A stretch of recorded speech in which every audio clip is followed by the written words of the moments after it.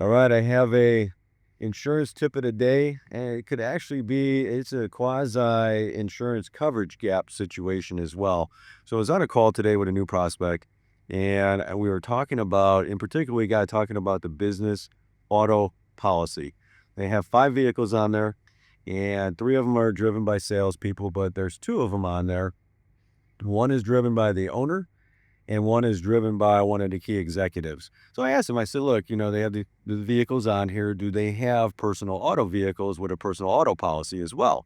And the answer was no, they do not. Neither of these individuals. Now, the salespeople are not going to qualify for this, what I'm talking about here, but the owner and the executives do not have their own personal auto policy. So there is a coverage gap. If they drive a vehicle, they can even get in their spouse's vehicle. Any vehicle not owned by the company, they are not covered for liability. They're not covered for comprehensive. They are not covered for anything on those vehicles. Could be a spouse's vehicle, one of their kids' vehicles.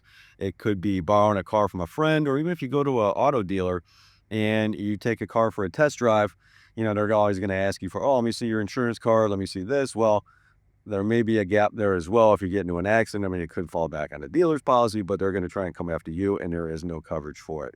Now, there is an endorsement. It's called drive other car coverage. You add that onto the commercial auto policy. These individuals now have coverage on any vehicle they drive, not just the corporate vehicles. Coverage tip of the day, check your auto policy. Any owners and executives do not have any of their own personal autos, and they do not have a personal auto policy naming them on the policy itself.